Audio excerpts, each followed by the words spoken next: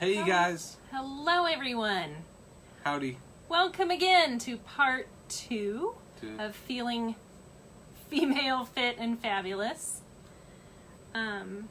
Female fit. Why am I on here? Feeling female fit, well. And fabulous. Right. Yeah, super fab. Yes. Well, so welcome to the Dr. G and the Boss show. And Technical difficulties. I'm Dr. Garrett. And hey, look, Holly's watching, so that's pretty good. Yeah, man. This is our 101 episode, and so glad to have you guys on. There's Tim and Brianna, Missy, glad to have you guys on here. Feel free to post questions as we go through this. Again, you guys kind of help drive the direction that we go with these talks. And so if you have questions, feel free to post them on there. And if you have sarcastic comments, we encourage that, right? No. I do. Yes. Yeah. No, So, yes, we do. Very, very big on the sarcasm. And so we're talking about all the kind of hormonal stuff, all the complicated stuff. Brianna's watching from Wyoming. Awesome. Yeah. They nice. decided to go up there in their RV. So they're living the dream, and I'm stuck here in Kansas in the heat. So that's a bunch of bull crap. Brianna, we should do a on the road trip, and you guys should drive. That would be awesome. Are you trying to exclude me from No, you gotta go this? too. Okay. Yeah. All right. Can I have a pen, please? All right. You stole my pen. There you go. I did. I got a whole bunch of pins here. All right. Hey, Carolyn. Okay. What did you do? Is everybody still there? Yeah, but now you can't Okay. see the comments. Well, down here. Oh. So. All right. So she's got this under control. Okay, we're good. All right. So what did we talk about last week? So last week, we talked all about balancing hormones after 30-40. So we talked about childbearing years, menopause, perimenopause, postmenopause, all the pauses. We talked about what's happening when we're going through those and how the body transitions from being childbearing to non-childbearing, and the ovaries kind of slow down, but they don't slow down altogether. So what we learned is that you still continue to make hormones. You're not really hormone deficient unless your lifestyle makes you hormone deficient. So we learned that hormone replacement therapy is not really recommended, can cause heart disease, heart attacks, right? Right, yeah. The synthetic, the Women's Health Initiative showed that synthetic estradiols, even the progesterone mixes, they could actually increase your risk of cardiovascular disease by 87% within the first year. Wow. So a lot of the doctors were like, well, let's do 6 months, but what are you going to do after 6 months? You still are left with no options. Right. So that's why everybody went to natural. And then with bioidentical, it downregulates your own production, so it might be safer. It says you guys are on your side. Oh, good. So, look. Well, how does that work? Oh, you swiped it. Oh, did I mess it up? I'm so sorry, everybody. We'll get it fixed. How did you do that? I just swiped. All right, you gotta... Oh, man. You did this, like from here, from there. I did. And then it went I'm sideways. so sorry. How do we... Kyle, hi!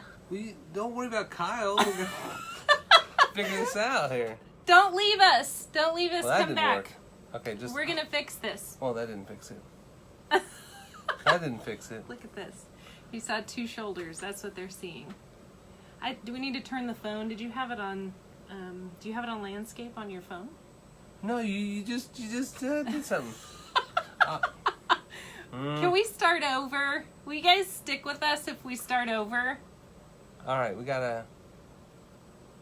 No, that didn't work. Kyle, can you come be our technical assistant? Oh my God, how did you do this? Okay, let's just turn the phone. That works. government conspiracy here. All right, let me see. Whoa. I feel Wait. queasy. Rotate. Oh my gosh, it's black. How? All right, we're gonna have to Scooch. scoot close here. All right, Okay. well that looks fine, I guess. Is this okay? This is like the old days when we had to... This is the old days when we were using a Nokia. Nokia? A Nokia phone. See, this if I get embarrassed, I'll just go like this. All right, so... Okay. Okay. So. What did you do to the phone? All right. So, we're going to be... That's why we don't get paid to do this. We're going to be closer now. I did not shower today, so that's... Excellent. You know, extra pheromones. All right. Extra sense. I will not breathe. All right. So we learned that hormone replacement therapy, the synthetic, increases your risk of cancer by 30%. It increases your risk of heart disease by up to 87% within the first year. So then everybody went to the bioidenticals, right? But bioidenticals, we learned that actually downregulate your own production, which then kind of messes everything up from so you have like a safer, healthier, screwed up hormonal system. And so the way that we want to talk about that differently, and that we have a different approach for that, is to say you have the glands, just make your damn hormones work. Yeah, it's just that simple. Just tell them, literally, work. Right. That's how it works. Hands on your hips, stare at them, and you say work. So if you guys remember, do you guys remember who, not who, okay, so if your ovaries stop making your progesterone and through perimenopausal, postmenopausal, or even oophorectomy, What happens next? Why are you jumping in like that, man? I just stealing wanted to my thunder? I just wanted to join in. What happens next when your Yeah. ovaries start down regulating? Right, so what gland takes over? Yeah, what gland takes over? Yeah. Does anybody know? Got any answers? Did anybody watch our talk last week? And you have to have it in the form of a question. I'm not playing Jeopardy. He evidently is. I'm a little bit easier than that. Brianna knew right away. Adrenals. Yeah. Yeah. So you still make all those hormones, but now you're making them through the adrenals, which makes the stress hormones and the happy hormones, which then dramatically makes it more dependent upon how, like, your lifestyle of how you choose stress, even kind of what foods, like you want to talk about, Right. what foods actually cause anxiety, and also what foods cause imbalances of hormones, and what foods can actually regulate those hormones. And there's a lot of controversy over that, but most of it's bullcrap and unfounded. But somebody's giving us a lot of love. that's from Australia. Aw, that's sweet. That's Australia, Mike. Lots of hearts. Yes, So I have a question you do have a question? about this whole thing. So we learned that hormone disruption, that stress will eat up all the good hormones, and then we can become really fatigued, and we don't have any get up and go. Right. But I have a question that came up for me with one of my the people that I coached today, which is talk to us about facial hair. Yeah. And body hair. What's What- happening then? So you guys noticed I started going through puberty, and I got my facial hair, and I got my puberty hair, right, chest hair. That's what you're talking about? my voice First of all, deepened a I little never bit want to last hear you say the words puberty hair ever again. So please strike that from the record. So you mean didn't for hear women? that. For women. Oh, well, it just means they're becoming a guy. So It does not. There's some place in between there. men are growing breasts at an alarming rate, and now 1 out of every 1,000 breast cancers are guys. Men's prostates are growing back into uteruses, and so men are becoming women, and then women are becoming men. Don't listen to this malarkey. That's what's happening. We want real answers. It's aliens.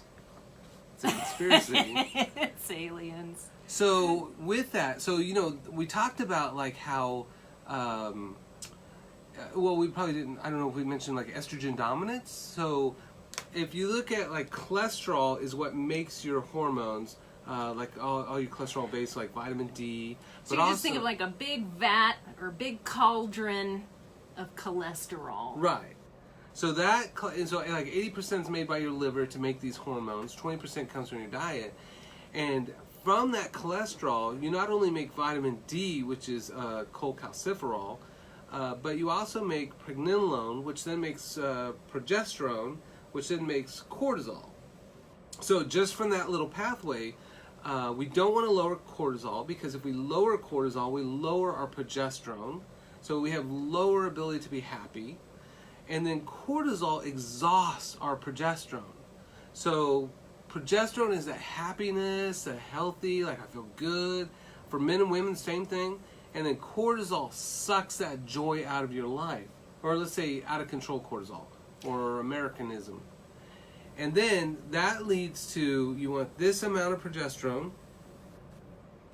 It's hard because it's sideways now. All right. This amount of progesterone for this amount of estrogen. So if we exhaust our progesterone to where it doesn't have that ratio, like the old statistics were like 200-to-1 ratio.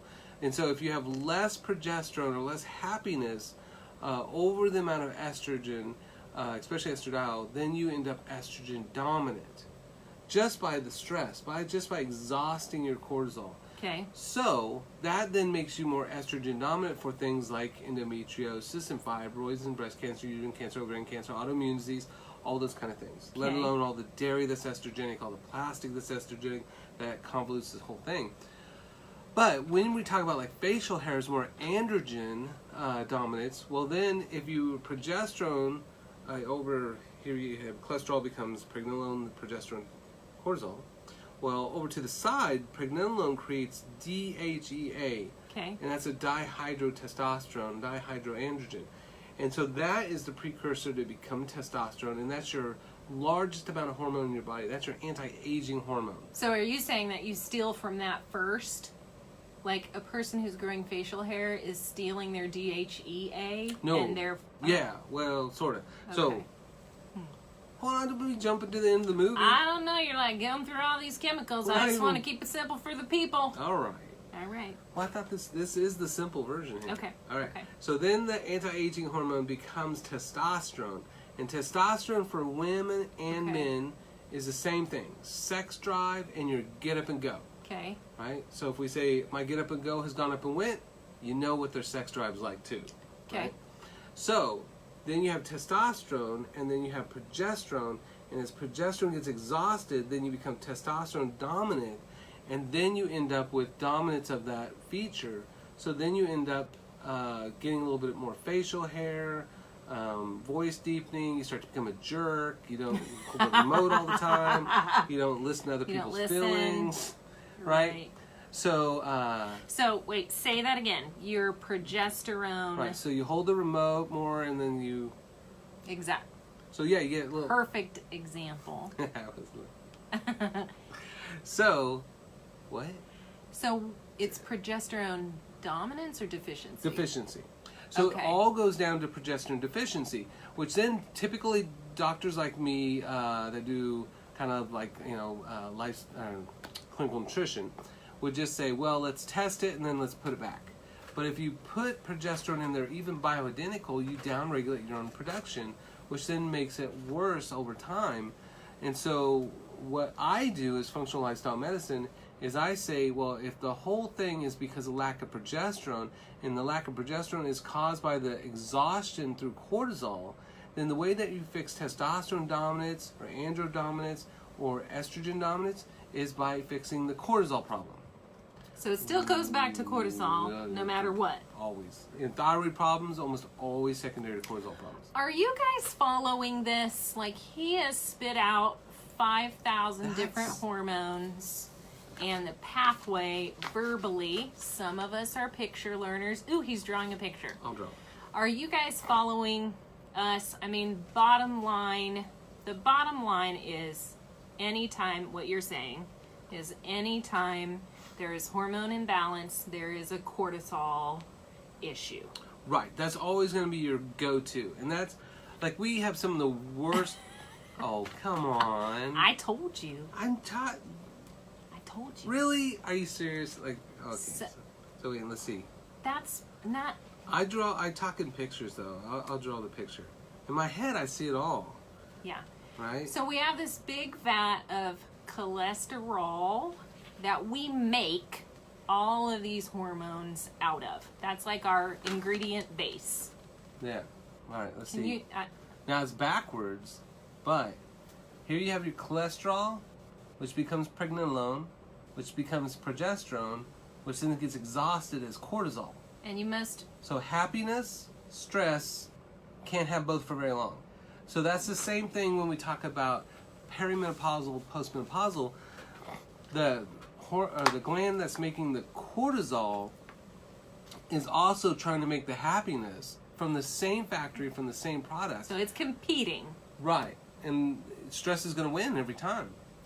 And so then over here for, you have an anti-aging hormone, and then you have testosterone, and then you have the estradiols. So as cortisol exhausts progesterone, it steals testosterone so you can try to feel better, but there goes your sex drive and your get up and go.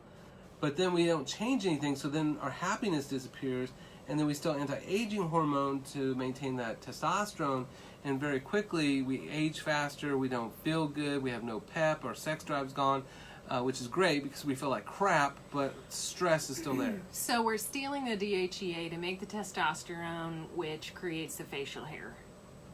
That's probably right. Okay.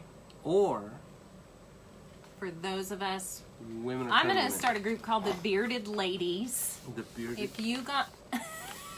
bearded ladies. If you guys would like to rally in support of one another, I have another question on that. Is it just normal anyway, though, for those that age to just get more body hair?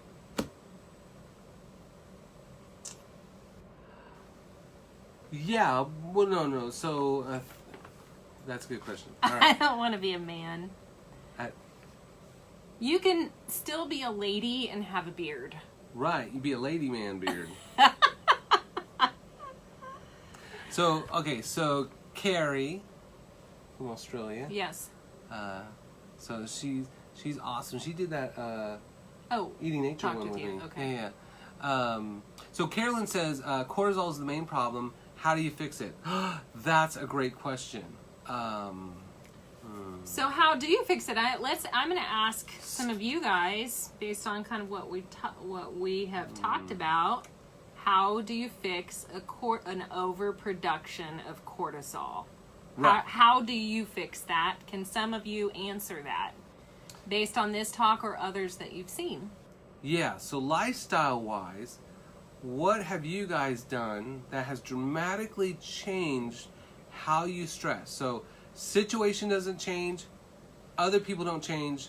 How you interpret or react to situations is how you save your cortisol. That's how you rebuild your hormones. That's how you improve your thyroid. That's how you reverse the goatee and the tiredness. and all So that Carolyn, if you have a lot of anxiety, you are going to be producing a lot of cortisol. stuff. Right. Yeah. So and therefore will then have more destabilized hormones because of anxiety. So what do we do for anxiety is really kind of the question there, right? Yeah. Yes, Missy, relax, deep breaths, vacation, hike. Carrie's saying taking adaptogens, herbs, Yeah. meditating. So adaptogens we talked about last time.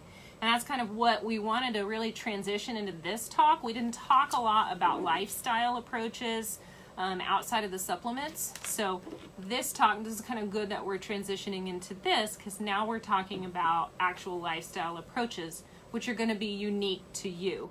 Yeah. How do you reduce anxiety in your life through lifestyle?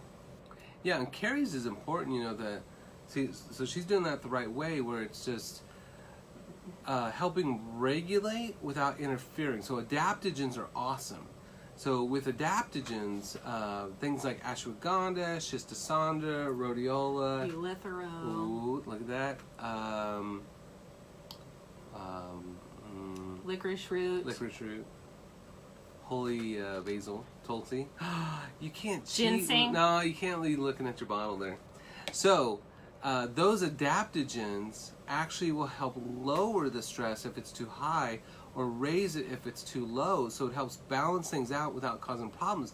But then again, we still have to change. So like if you look at Carrie's response there too, much like Missy's, is like behavioral stuff. So meditating, relaxation, deep breathing, vacationing, hiking, right? Really interacting with life in a way that's going to allow you to change how you react to these situations. Right. If the anxiety is severe, then you might need to be leaning more towards the supplement. Or I also have a question for you. We haven't talked much about aminos. So like, and maybe I'm wrong to say aminos. I could be wrong, but like 5-HTP, Yeah. isn't that an amino? Yeah, amino acid. So 5-HTP or GABA amino butyric acid, like that. Damn, dropping the bombs here. GABA You getting is paid by the letter? Oh my lord. So GABA would be one for anxiety. Yeah. That's a kind of a tranquilizer that your body already makes, and it's part of that chain of. It's within that chain that helps to create neurotransmitters. Correct. Right. Correct. Right. So tryptophan, which is from food, converts to 5-hydrotryptophan, which is a supplement, through B vitamins and magnesium. So if somebody has to take 5-hydrotryptophan or 5-HTP, why the hell are they not converting their tryptophan into 5-HTP? And so then that goes back to, are they eating beans and greens and fermented foods? Well, probably not. So then they just take a supplement so they can eat crap and get that 5-HTP. But 5-HTP converts to serotonin, and through the bioterapin pathway, through the folate pathway, through the methyl tetrahydrofolate reductase. All right. Here we go. So, wait. So then you have serotonin, and then serotonin from 5-HTP from tryptophan then converts into melatonin with SAMe, which is derived from B12 from the homocysteine cycle. So it goes back to the same thing. Beans, greens, fermented foods is what allows you to take tryptophan and make it into sleep and make it into happiness. So, but we're kind of talking too, though, about the person who has not really gotten to that place in lifestyle yet where food shopping, meal prepping, planning, they're not knowing what to eat, but they have severe anxiety. So Yeah, so they can take 5-HTP. right. So 5-HTP and even tryptophan are building blocks, so you don't mess anything up. And that's what, like, you touched on that too, as far as like GABA. Now, one thing about sleep, and sleep again relates to mood and behavior too, and anxiety, because if you don't get enough sleep, you're screwed. But when the light changes as the sun's going down, it creates a different hue that goes to your through your eyes to your brain, and that's what stimulates the melatonin. So the melatonin process is not going to sleep. The melatonin process is the starting of the process, and then GABA is what puts you to sleep. But you don't want to take GABA because GABA has the potential of then interfering with your GABA pathway or regulation.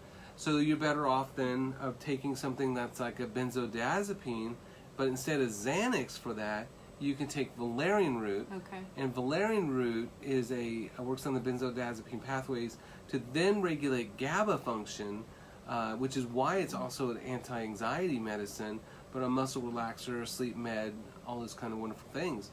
So with valerian root, that's what really should be putting you to sleep, where melatonin, it's way too late by the time you're trying to go to sleep to be really taking that. Yeah. And then you downregulate your own pathway. I want to say too, I think I may have even misspoken a little bit for 5-HTP for anxiety, because 5-HTP is more for depression. Oh, same thing. Really? Yeah. You can still use it for both? Yeah. Okay. So the best way to take it for anxiety, though, is you take a spoon and you bend it 90... Stop. So we got some questions here. So we have a questions. little bit of conversation here talking about the Whole30. So Whole30 is, I have not done the Whole30. I know a little bit about the Whole30, but it's Did you do very 29? Whole Foods based. I did 28, so. Whole Foods based, no grain, no dairy, no sugar. Yeah, that's a good idea. But, so with Whole30, they do that, and then I think they go back and integrate those things. Don't integrate those things. Yeah, I don't know what the process is for that. Do the Whole30 reintegration, times 365. Um, Now, and that can be difficult to maintain. I'm just being a realist here. yeah, so is Whole wearing 30 pork times- as a hat. But Life's we keep difficult. trying. And Carolyn says she's had no more breakouts when she started Whole30. No more breakouts, no gut issues, lowered anxiety. Nice. And that's what food is mood. Mood is food. Yeah. Yeah. So definitely a place to get started to eating those whole foods and shifting into thinking about what are whole unprocessed foods in their original form. Fruit, vegetable, nut, seed, berry, legume, and green. You never go wrong with those. Yeah. Catherine's asking, does melatonin interfere with other hormones? Well, so when it was younger, it did. It was kind of like a wild one, and it got a lot of trouble, but then it corrected it, and now it doesn't. I don't think it does. I just need to sigh. It went to juvie, and it got really corrected, and so it doesn't interfere with a lot of the other hormones now. So, Yeah. it got its act together. I'm sorry, everyone, for that response. That's a good response. So, I would say, I'm going to jump in here on melatonin, that if you're supplementing with it, you shouldn't, because it downregulates the production That's of right. your own melatonin. That's gangster. So, if you can find other ways to get to sleep, like valerian, yogi bedtime tea, Yogi bedtime tea is awesome. It's adaptogens. Look at the teas. A lot of those teas have multiple adaptogens in them. So the things that we've mentioned, ashwagandha, Shistasandra, Dongquai. Dongquai? Not Dongquai. Is Dongquai? No, that's not adaptogen. Okay, see. Valerian's an adaptogen, though. Okay. You know? That's what you're here for. To keep me straight Yes. and narrow. So, do we have any questions at this point? We have really talked a lot about how the hormone production works, why you might be getting a beard or not have a sex drive or might be having hot flashes or hormonal weirdness. Yeah. We want to address that so you know what you're dealing with, and primarily it is the imbalance of hormones is caused by too much stress. Exhaustion. And that could be stress not only from, that's external, but what about food stress? So, like, how does sugar stress the body? How does caffeine stress the body? So those are good, because those are two huge things, because those become our coping mechanisms. So if you look at, like, caffeine content, and those, you guys probably heard this a million times from me maybe, but if you look at caffeine and anxiety, so do we just self-induce the anxiety that then exhausts us, leads to depression? So if you look at yellow tea, white tea, black tea, oolong tea, green tea, it's all the same plant, but the oxidation of it changes the color and the content. So yellow tea, white tea is 15 milligrams of caffeine, makes you smarter and function better. So like a white tea, usually I can't find yellow tea, but white tea. And then green tea is still packed with antioxidants, and that's at 25 milligrams of caffeine. 25 milligrams of caffeine plus theanine is nootropic medicine, which is a very expensive supplement, which is just green tea. Green tea is medicine. Drink your green tea. It's always. And the theophylline in there, in the epiglycolic acid, literally changes the genetics of your body through epigenetics, turning on and off certain genes and repairing genetic mutations. It's wonderful. So nobody's getting jacked up on green tea and crashing. But then if you go to 35 milligrams of caffeine, that's where we start to see problems. And that's chocolate and soda. chocolate and soda have the same amount of caffeine. Do you know that? Why don't they have chocolate soda? They No, do. that's Yahoo. They do. Oh my God, that's terrible. That stuff is crazy. What about coffee? You haven't talked about coffee. Well, that's you're We're trying not to there get to yet? the end of the movie. All right, already. The people. So in the middle of the movie. Other people might right. be thinking of coffee. So soda and then chocolate. Chocolate. We're going Then- up in caffeine right now, Right. correct? So then you have black tea, and that has 50 milligrams caffeine, twice as much. But again, nobody's drinking a cup of black tea like a little saucer like at grandma's house. They're drinking a big Route 44 a venti. huge black tea, which gives us hundreds of milligrams of caffeine.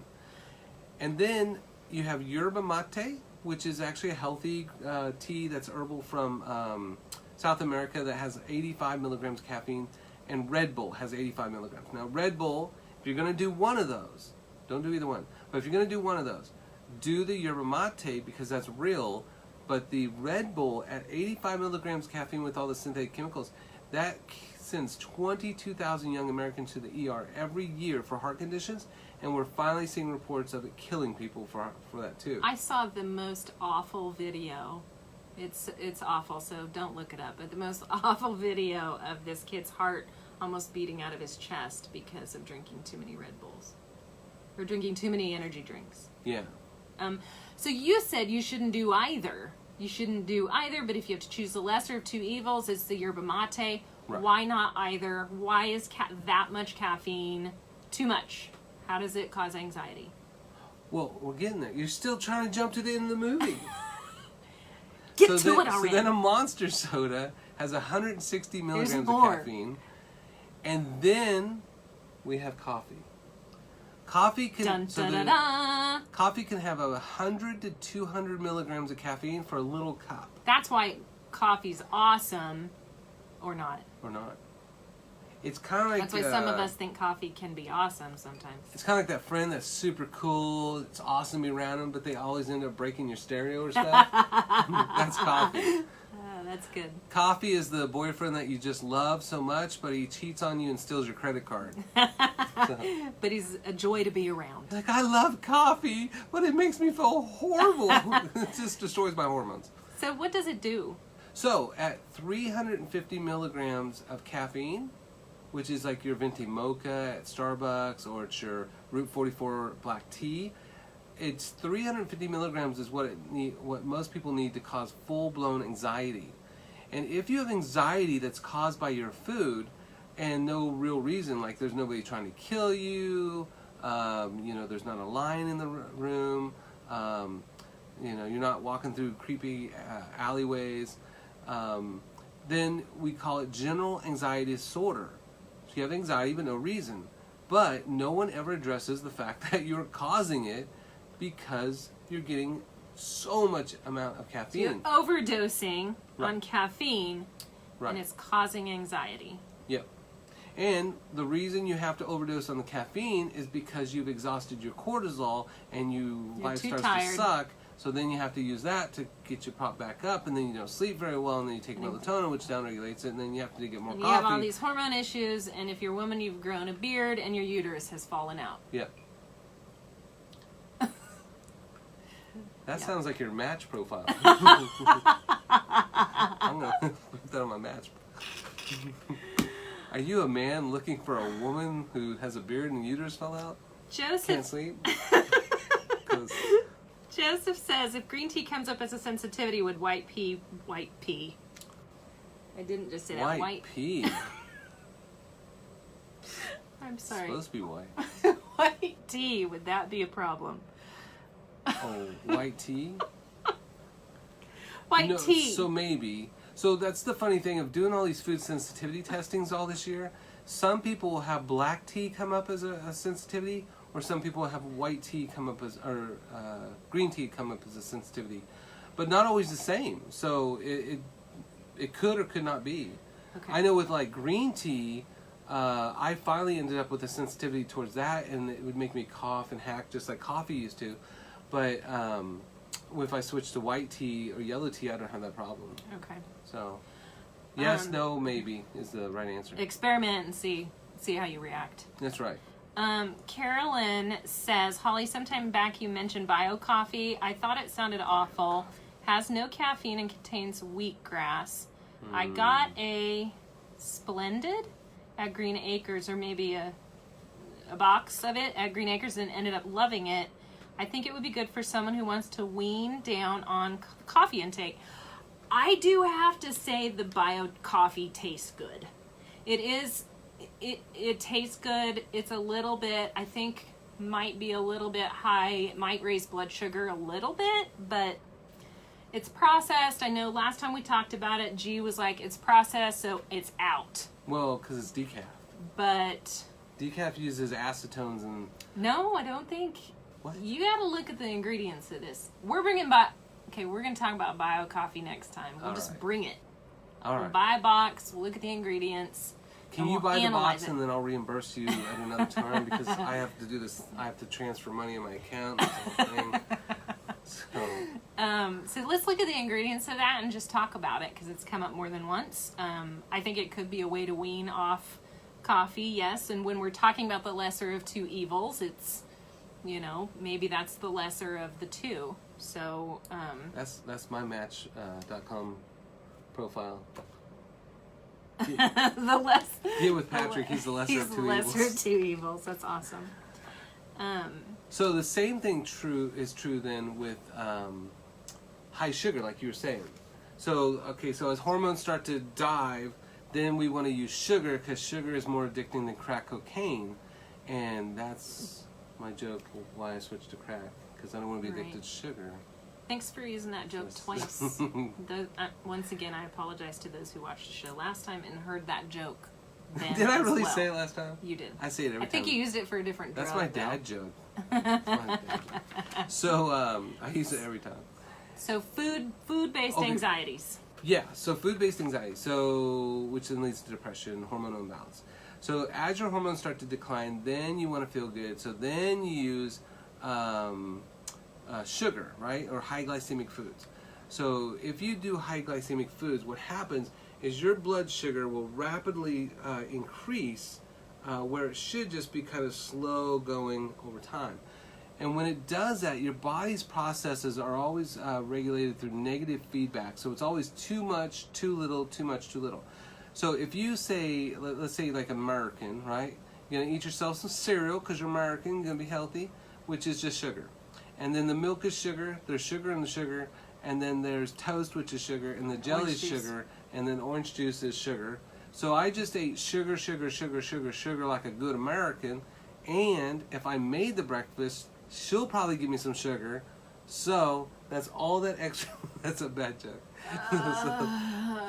So all that sugar then suddenly rapidly enters your blood system because it's high glycemic, and then your blood sugar spikes up too high. So your body then says, "Oh crap, we're out of control. Let's overproduce insulin," and then insulin is overproduced. That then drops your blood sugar too low. And now your brain, which runs off of only really blood sugar, is then trying to function, and you're just like, I gotta get that blood sugar back up without more sugar, so I'm gonna use cortisol. And so now I'm creating stress and hormone exhaustion to cope with my American high glycemic diet. So every time you drink a soda, you are depleting your progesterone. You're depleting your sex drive, right? Who would think that just eating a candy bar and drinking a soda is exhausting their sex drive? Oddly enough, you're depleting your ability to adapt emotionally and recharge. And it seems as though in the moment that it's a pleasurable relief. Yeah. But within a matter of, it doesn't even take, how long does it take to get to the anxiety response? So it's just like you're taking a hit and then coming down very quickly after that into that anxiety response. Yeah. So. And the other hormone that they use besides cortisol is epinephrine. So you're back to the same thing with the coffee and the black tea, where you end up with anxiety because you ate a high glycemic diet. Yeah. What about dairy? Does dairy do anything for anxiety? Dairy's the devil. It's the devil. I told someone that today. Dairy is the devil It's a hormonal nightmare. So dairy is not probably through epinephrine or cortisol, but dairy is one of the most common ones for causing psych stuff. Most people think of like lactose intolerance, like I'm bloating and diarrhea and horrible gas and lose all your friends, but have to start wearing black pants a lot. But it also affects the brain, and so most docs don't talk about that or even look at the research of that of like, well, when some people drink dairy, they actually end up with anxiety and depression just from that dairy. Curious about how it works. Oh, me too. That's a great question. Dairy and wheat. We haven't talked about either one of those. We've talked about sugar and caffeine. Wheat does it too. Yeah. Yeah. Wheat, not only the gluten, but probably the carbohydrate intake for processed. the wheat as well. And that's where, we like demonize food in America. We're like, oh, carbs are going to make you fat. Rice will make you fat. Well, unless you live in Asia. Well, pasta will make you fat. Well, unless you live in Europe.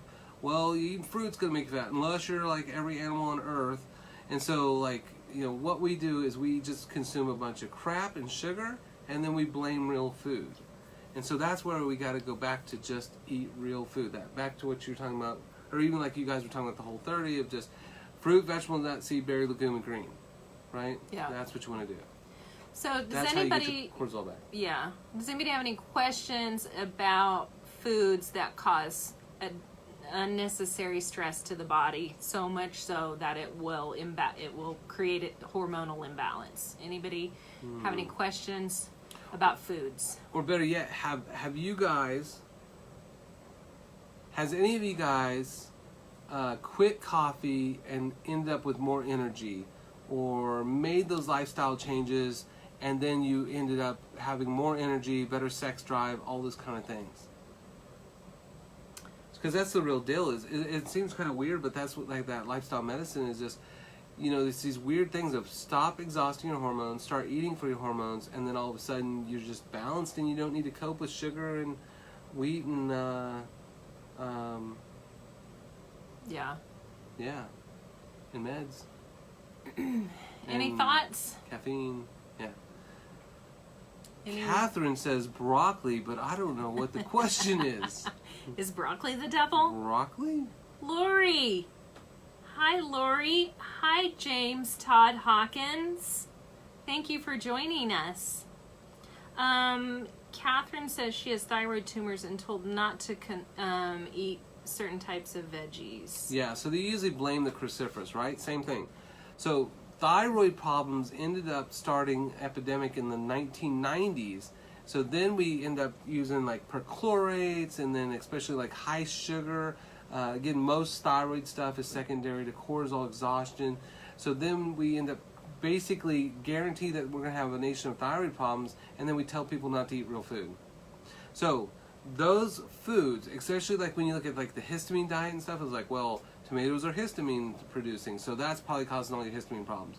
No, that's not, because they also have antihistamines. So most of the foods that they tell you to stay away from actually have pro-thyroid functions in there. And really, it's a balance. If you eat real food all the time, there are things that inhibit and things that stimulate, and you get a balance of those things. Nobody ended up with a nation of thyroid problems because of broccoli and cabbage and cruciferous vegetables and bok choy, and that's ridiculous. It's ridiculous. But you'll see that in lots of books, which then becomes very frustrating because you're told to eat really good food, but if you read every book, there's nothing you can eat. Get rid of all the saponins, all the lectins, all the brassicas, and eventually what are you going to eat? Nothing. You're just going to eat crap. Cardboard. I heard that works. Yeah. That's a whole other show too, about what kinds of eating disorders you can cultivate through just not eating anything, not thinking you can eat anything. So what is the real culprit? And you may have already said it, but I'm gonna ask you to reiterate it again for the people with thyroid and the broccoli question. What is the real culprit? Where should they be troubleshooting? He says it again, cortisol. Okay. Yeah, it's all back to that same thing. I mean, there's a great chart that I have that shows as cortisol starts to peak, we start getting this edge. But if it gets too high, then we just hyperfunction, we get anxious, and then eventually it crashes, and we have exhaustion and depression. But thyroid tries to pick up the pace, but thyroid cannot do the job of cortisol. And so once you've exhausted your cortisol, thyroid's trying to keep up, and it can't. And we don't eat for our thyroids, and we use chlorine and fluorine and bromine, which actually inhibit thyroid production. So you touched on something real quick. Sorry to interrupt. You said we don't eat for our thyroid. How should we eat for the thyroid? So what you do, you stop exhausting your hormones, and then you take the ease off thyroid. Main thing for thyroid is eating like real sea salt, right? So salt has 40 to 80 other minerals in there if it's real salt. So Himalayan salt, pink salt. What are your guys' favorite salts? One of my favorites is Kala Namak, which is black salt. Anybody use that? I didn't know there were types. Whoa. Did anybody else not? Oh, I bet you only eat the white salt. You say that like everybody knows this. Well, some people use pink salt, so. Yeah. Wow. Who is that what they taught you in kindergarten? Pink salt? The different types of salts you should eat? Man, that's like basic. See, look, Catherine Celtic eats... sea salt. Yeah. Yes. So she's all Irish. No, what is that? Celts? Oh. What are they? I'm science. I didn't take that's history. that's Irish. All right. Celtic. Mm-hmm. So, Catherine's eating Irish salt. Okay. It's very global. So what else for thyroid? So iodine, which thyroid's very simple. It's just tyrosine, which is an amino acid, and that's most food. And then you have 3 iodines on there for T3. If you have 4, it's T4. So, but 90% of T4 converts to T3. So really, it's T3, triiodine. So, basically, the main thing is how to get enough iodine, how to not interfere with the iodine. Hi, Sherilyn. Sorry. Oh, hell. James said he's eating green salt. Oh, that's interesting, James. I'd like for you to tell us more about that. Man. So, salt is different colors because of different minerals. We know James, by the way. And so, like, a lot of times frogs are very salty and their skin's green. Please. And so they will, if they work out too much, then you know how, like, you get salt rings? Like, it'll make green salt, and then you could harvest the green salt. Ya Allah. All right. Okay. So, yeah, pink All right. salt. Okay, so what did I say? What was I saying? We were talking about how to eat for thyroid. Oh, yeah. So, iodine is from the ocean. So, salt is one of the good places. And then that's going to give you a good source of real, actual iodine. You don't want to take iodine because you can mess things up. You want to eat iodine. And then your body has all these little pools everywhere. So from the brain to breast tissue to thyroid.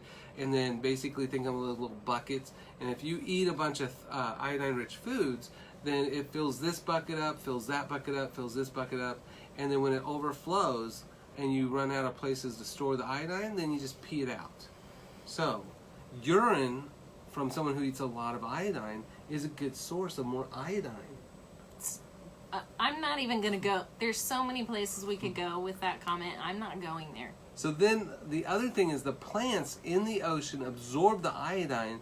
So then you have things like kelp and kombu and nori and wakame. And kelp has 3,000 micrograms of iodine, which the Japanese are the ones that consume the most iodine in their food at 12,000 micrograms, which is only 3 teaspoons of ground kelp. Okay. And ground kelp is awesome. You take that stuff and you just eat it, and it's like salty and crunchy, like a little snack. But you can throw it in soups and sauces, stews, and then you get this extra like iodine boost for your thyroid that's not going to mess it up. So you want to eat iodine-rich foods. Does it matter if you're hyperthyroid or hypothyroid? No. Usually the fix for one. The fix for the other. Is fix for the other. Yeah. Okay. And then also when we're talking about eating, I'm thinking about a friend who had Hashimoto's, and the moment she went off of wheat, she did better. Oh yeah. So when I used to have hyperthyroid, I used to have Graves. I don't want to brag or anything, but I had Graves. And that's, so you think that you're better than everyone like some people else? have Hashimoto's, and I'm like, I had Graves. So Graves even sounds worse. Everyone should compete with their diagnoses. He said, your diagnosis for thyroid is grave. And I was like, well, what is it? He says, you have Graves.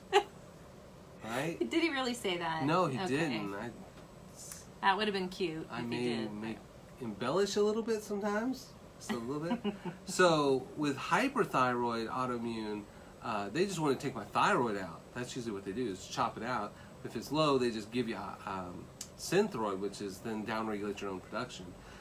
Makes things worse. But I figured out how to stop. I just made some lifestyle changes. I didn't really know a whole lot, but it got better, and they kept my thyroid. I was like, you ain't taking parts out of my body. Like, I'm pretty sure I need these. And if you can't, that's what I told the endocrinologist. I was like, if you can't tell me why I have it, then you can't take it out of my body. Like, that's crazy. I'm keeping this part. So luckily, because that would have sucked. So eating for thyroid, iodine-rich foods, and then are you going to say avoid the big three? Wheat, dairy, and sugar? Right, because again, thyroid's secondary to cortisol exhaustion, so it's all back to the same cortisol stuff that we talked about. Okay. Know? And then the other thing is the fish that eats the plants are high in iodine, so that's where something like wild-caught salmon, tuna, halibut, mackerel, cod, sardines, those are also going to be iodine-rich foods. So if you don't want to eat the plants, which you should, and they're now feeding like kelp to cows, I saw on Facebook, so I'm pretty sure that's true. But that would be good. So then they would have iodine-rich meat, and then. So so we've been on thyroid for a little bit. Are you guys still interested, or are there other questions that you have? We have a little under 10 minutes now. What do you want to know about? What do you want to ask? Is there anything that's still burning for you, or are we just that good?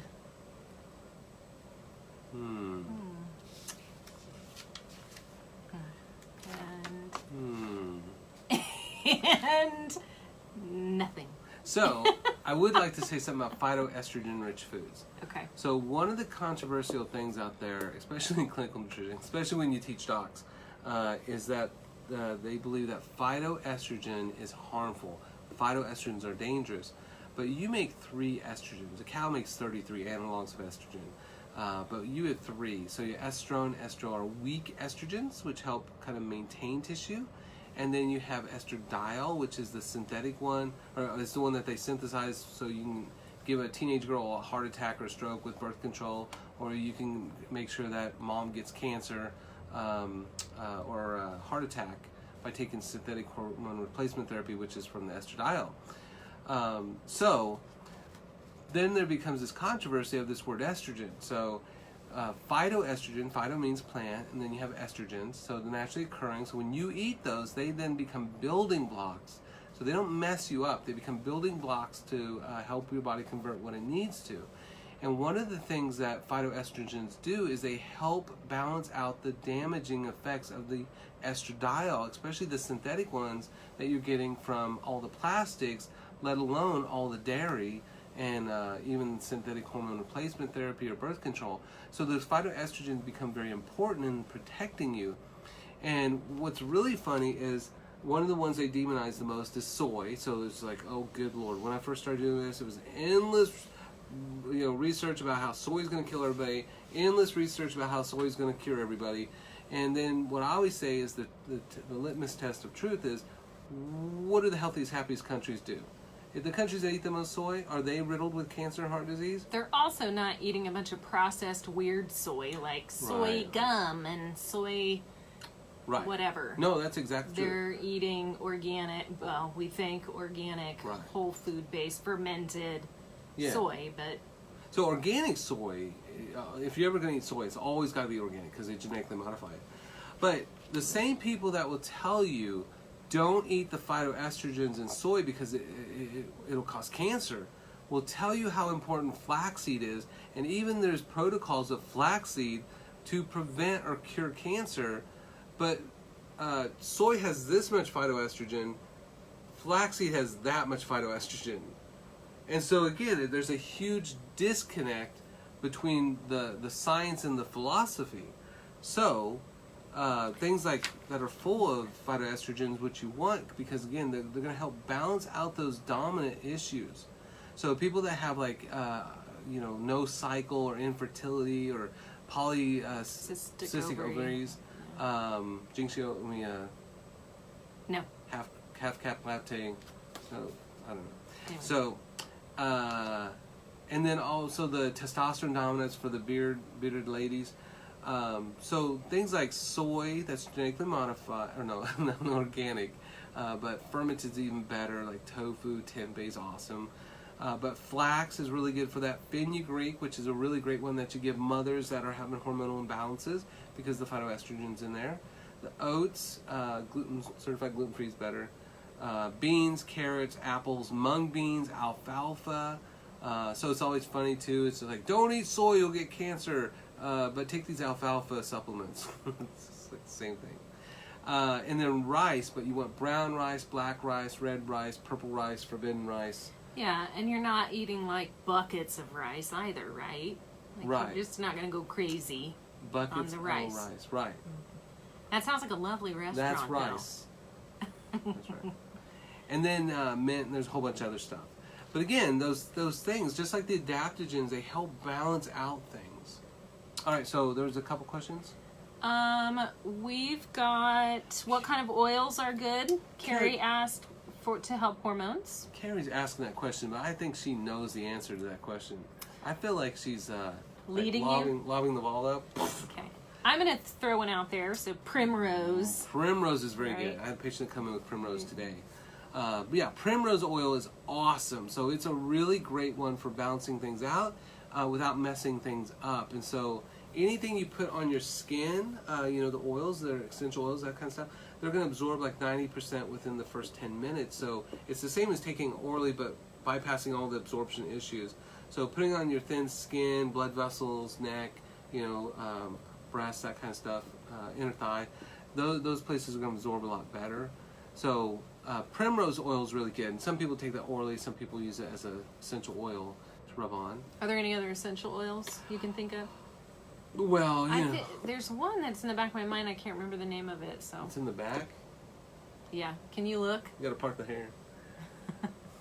So, well, and even something as simple as lavender oil is really awesome because lavender oil is a great creator of beta endorphins. So when you smell it, so putting it like if you have a lady beard, you can put it like right on the lady beard, or you can kind of put it in your hands and go like this and like that. So that's if you're on the bus or on a plane and you want to sit by yourself, just put some lavender on and just go like that when people walk by. Just start sniffing your fingers, and they'll like, can I have a different I think you should seat? put it in your armpits first and then smell it. You should get essential oils, and then when you get on a This. plane, spray that person This. when they're asleep or when they turn around. So then they're wafting lavender over.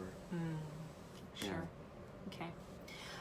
What else do we have? Is there a test to check your cortisol levels? Let's talk about testing because that's come up for me with a couple of questions. Yes. What I said to this person I was talking to today was that your hormones are changing all the time, so it's a snapshot in time. When you get a test, that doesn't necessarily give you much information in that moment. It gives you information about where your hormones are at, but is it a real So it's good. indicator of? Yeah, I mean, they're good. I used to do lots and lots of hormonal testing, but I found out very quickly you could just predict what the hell's going to happen with that test. Because you have people that come in like, oh, I feel terrible. I think my hormones are exhausted. What do you think? I think we should test it. And guess what? $160 later, your hormones are depleted. Well, after you do that, like for a few years, you're just like, you know what?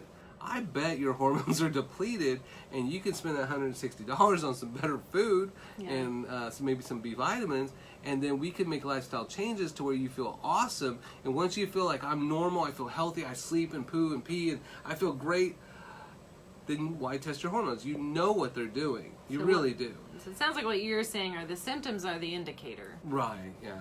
And a lot of times I used to teach the postdoc program. It was like, don't treat labs, treat patients. So even if the labs look normal, you still want to treat that patient as if they're abnormal, So what I always said was, well, let's wait and see if the changes fix everything, then we don't need to test. But if they don't fix everything, then we might need to do some additional tests. And so I haven't had to do additional tests for 10 years. There is a saliva test, isn't there? That's Well, and you want fairly saliva. inexpensive. Okay. Yeah, it's usually like $40 a test, so you can usually do like 6 tests for maybe 120, something like that, $160. I don't know anymore. Yeah. It's been so long. But you're saying skip the test, do the lifestyle I would. practices, see if it makes a difference. I mean, if you have lots of money and it's not a big deal, test them. But the reality is, I mean, you're kind of right about the snapshot thing, because we had a patient once that we do it 4 times a day. And so, when they first wake up, before breakfast, before dinner, before lunch, and it should follow this natural transgression down. And all of a sudden, there was this big spike right in the evening, and then it went right back down for bedtime, right? So I told my patient, I was just like, well, that's odd. I've never seen that before. It doesn't seem to mimic what's going on with you.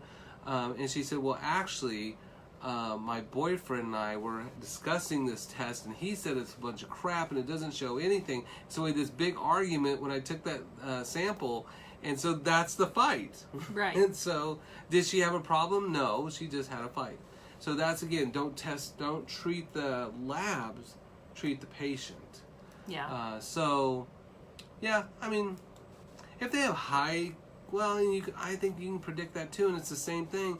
If you catch them in the early stages and that cortisol is elevated, then still you're going to do the same damn thing to fix them through the lifestyle stuff. Yeah. So, speaking of the lifestyle stuff and kind of wrapping up, what are you going to do this week to alleviate your hormonal imbalance? Yeah. Would anybody like to share what they're currently doing? Just 1 or 2 things that you're currently doing, or maybe it's a goal. We talked about SMART goals last week. So is your goal specific? Is it meaningful, measurable? Is it action oriented? Is it realistic? Is it timely? What kind of goals are you, or intentions are you going to set up for yourself as a result of our discussion today? Would anybody like to share before we leave you? And the cool thing about you guys sharing is that everybody's doing something different and everyone is unique. So your sharing might help someone else. If you share now or you share later, that's great. But what is a step that you could take this next week to help your well-being? Yeah, and I'll lead the process, because I start doing yoga and mindfulness. That's my and eating healthy. That's how I keep myself in check. So, and I like the new yoga thing I'm going to is restorative, and I love that. So yeah, Missy says, sit on my front porch, watch my birds and squalls, and rock in my rocker. I love being in a rocking chair on a porch. That's so awesome. I'm relaxed just thinking about it. And then also you were talking about the yoga and how euphoric you felt after the yoga. Yeah. So big stress relief there in a really potent, powerful way. Right. For yoga practice. It's almost too euphoric. Increase my walking by 30 minutes. So Catherine's already walking, it Nice. sounds like. She's going to increase it by 30 minutes. Great. Just coming in and looking forward to watching it on replay. Awesome. That's a good stress reliever. Squirrels are cool. Squirrels are they're like the fun version of watching fish, right? Did you know there's no difference between a squirrel and a soda can if I have a BB gun? Wow. Don't listen to him, Missy. That's from a comedy thing. Carolyn's staying on the Whole 30. Nice. Awesome. And started an exercise program this week. Super awesome. Ending every evening on the deck. My battery on my phone is dead, but let's see if we can see. I'm afraid to mess it up by touching the phone. No, it'll go up on back. It will? Yeah, Okay. I think. So... Don't switch that thing. So my intention is going to be, because I broke and I had, I'm going to confess. What'd you do? I had a cheese pastry from Panera. The hell's a cheese pastry? It's gross. Like cream cheese in a donut or Cream something? cheese in a Oh like my a God. like a croissant crust. Yes. It was delicious, and I may have even had more than one. I'm not saying. I'm not saying, but I did not feel good. I have not felt good since that episode, and I'm now going to redouble my efforts to get back off wheat and sugar. Yeah. Pan y queso frescas y deliciosas siempre. I don't know what that means. But it messes up your hormones. It was so delicious, but yeah, I was rebelling. So. Yeah. See, Catherine's you're a rebel. But gross. Some people smoke crack, and then some people are like, I just gotta get a little It's croissant cream with some cheese. cream cheese. Who doesn't like cream cheese? For serious. Right. For cereal. So, all right, I'm going to ask you guys to help me be accountable. Dr. G is also going to ask everyone to help him be accountable, and we'll try to help you be accountable as well. So, are we doing this again next week or no? Yeah. So next week we're gonna do reversing type 2 diabetes in 2 months. So type 2 diabetes is 100% caused, 100% reversible, and it's just very simple physiology, and it's a very simple thing to fix that we've had tons of patients reverse their type 2. So they just got to do the work. If you're still having problems with hormones and you try these things and you're still just struggling, call this one for some support. Yeah. What's your number? Child support. So the phone number to make a schedule is 316-212-5429. So if you have more questions on hormones and we didn't answer what you really wanted us to answer, please also say that. Yeah. And post it. And post it, and we'll try to speak to that. Yeah. Anybody have anything else? Are we good? Sybil? All right. All right. Let's go get some croissants and cream cheese. Cheese croissants! No. Don't touch that button.